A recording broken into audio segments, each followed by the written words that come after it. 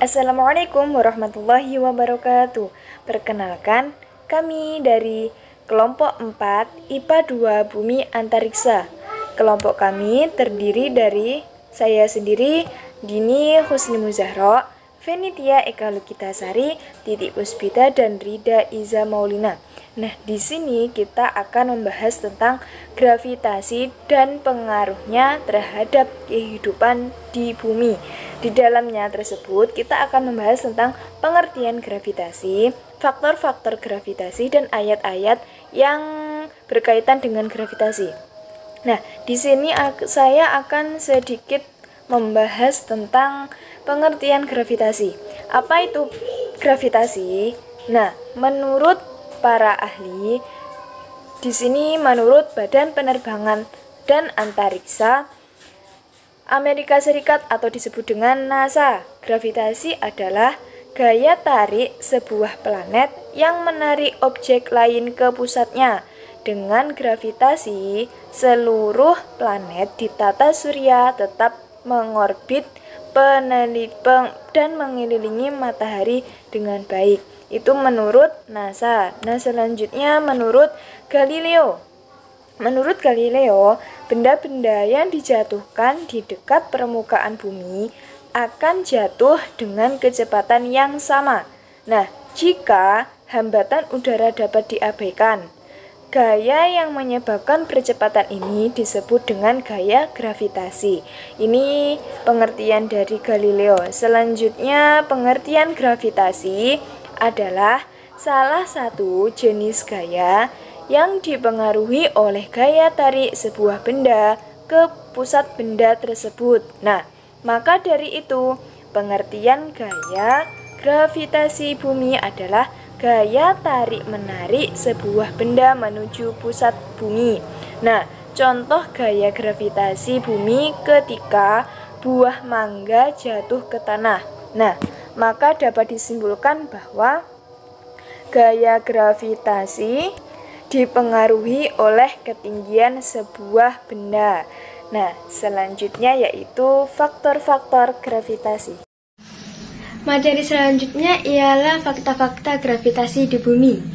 Yang pertama adalah gravitasi bumi bukanlah gaya, tetapi pernyataan ini sedikit berlawanan dengan intuisi bahwa gravitasi mungkin bukanlah sebuah gaya. Karena menurut Albert Einstein, gravitasi itu ialah konsekuensi dari sesuatu yang lain daripada kekuatan di dalam dirinya. Dan teori tentang ruang waktu sebenarnya dibengkokkan oleh benda-benda besar seperti planet dan matahari. Dan fenomena ini mendistorsi jalur objek melalui ruang waktu yang menciptakan efek yang kita lihat dan yang kita rasakan itu sebagai gravitasi. Yang kedua adalah kekuatan magnet kulkas lebih besar daripada gravitasi. Antara percaya atau tidak percaya bahwa magnet kulkas itu dapat melawan gravitasi. Karena gravitasi merupakan gaya fundamental di fisika yang terlemah. Itu juga artinya jika dibandingkan dengan gaya elektromagnetik yang menahan magnet di kulkas. Dan yang ketiga adalah benda-benda besar dapat membuat gelombang gravitasi. Pada tahun 2007, 3 ilmuwan berhasil membuktikan hal tersebut dan mendapat penghargaan Nobel untuk fisika. Hasil pengamatan mereka adalah dapat mengamati tabrakan 2 lubang hitam sekitar 1,8 miliar tahun cahaya. Lubang hitam tersebut memang masif dengan ukuran 31 kali massa matahari dan satunya 25 kali massa lainnya. Dan yang keempat ialah nilai gravitasi di bumi itu sangat bervariasi di berbagai tempat. Karena permukaan dan bentuk bumi yang tidak sempurna membuat gravitasi di bumi ini menjadi bervariasi. Jadi tidak semua tempat di bumi ini nilai gravitasinya itu sama. Dan yang kelima, gravitasi dapat membelokkan cahaya. Einstein menjelaskan bahwa gravitasi ialah hasil dari benda-benda besar yang mendistorsi struktur ruang waktu. Saat cahaya bergerak melewati benda besar, ia terpaksa melakukan perjalanan di sekitar kurva dan jalurnya menjadi bengkok. Dan yang keenam adalah beberapa bakteri tumbuh lebih baik di gravitasi mikro. Pada pesawat ulang-alik NASA terdapat bakteri yang bertingkah sangat berbeda dibandingkan bakteri yang hidup di bumi. Karena bakteri tersebut saling menempel dalam bentuk yang nggak pernah terlihat di tanah dan bisa hidup dengan kepadatan yang jauh lebih tinggi. Memahami perilaku bakteri ini dapat membantu melindungi astronot dari biofilm bakteri berbahaya ketika penerbangan ruang angkasa dalam jangka panjang. Dan yang ketujuh adalah gravitasi bergerak dalam kecepatan cahaya. Berdasarkan hukum gravitasi Newton, tarikan gravitasi adalah sekejap mata. Tetapi, menurut Einstein, efek gravitasi bergerak dengan kecepatan cahaya.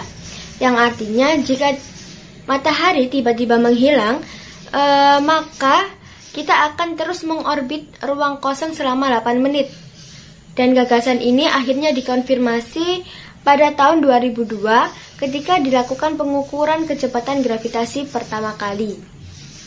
Dan fakta yang ke-8 adalah gravitasi dapat dijadikan sebagai ketapel ruang angkasa.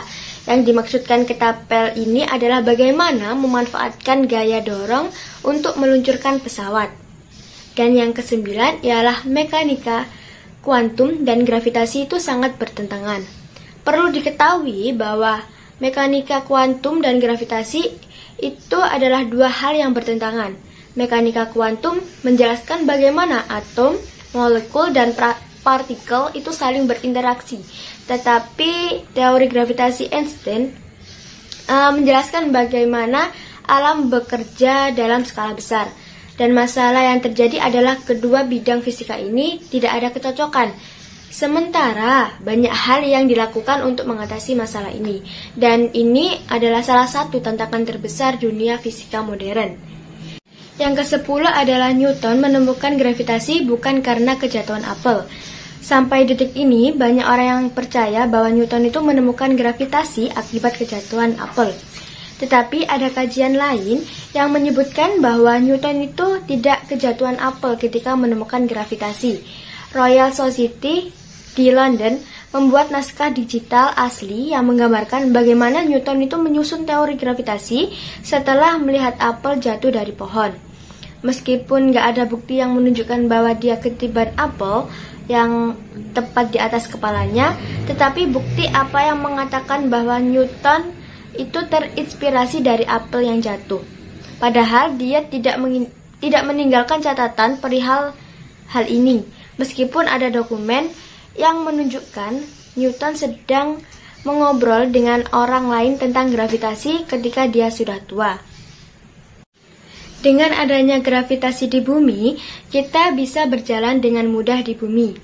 Dan apabila gravitasi ini hilang dari bumi, tentu semua yang ada di bumi tidak bisa bergerak secara teratur di bumi. Para peneliti menilai bahwa gravitasi di bumi tidak akan pernah habis.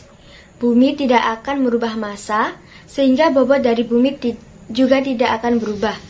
Sedangkan untuk menghilangkan gravitasi itu membutuhkan perubahan massa yang cukup besar dan tidak bisa terjadi dalam waktu yang singkat. Baik, di sini saya akan menjelaskan mengenai ayat-ayat Al-Quran tentang gravitasi.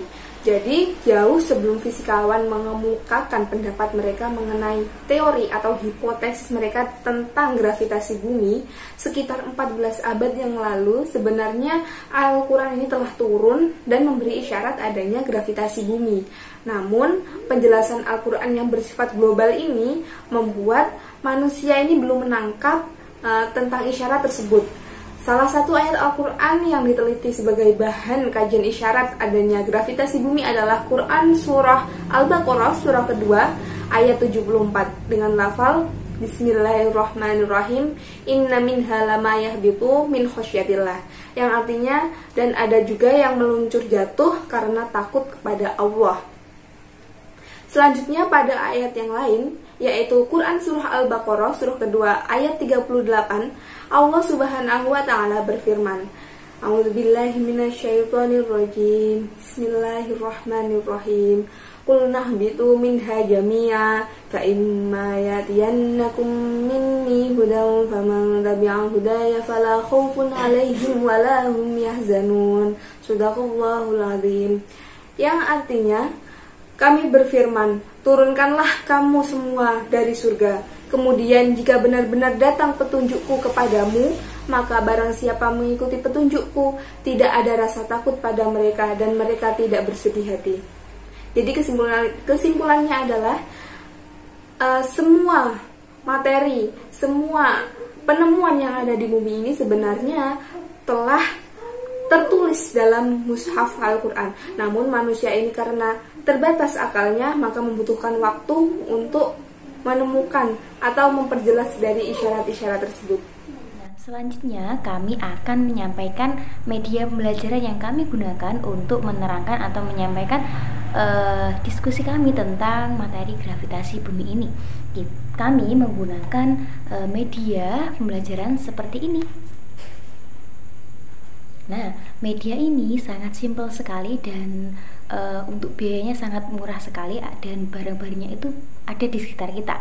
Nah, saya presentasikan apa ini dan apa maksudnya. Nah, ini bahan-bahannya yaitu adalah bola plastik, kertas HVS, krayon, dan tusuk gigi serta lem. Tidak lupa gunting, nah seperti itu.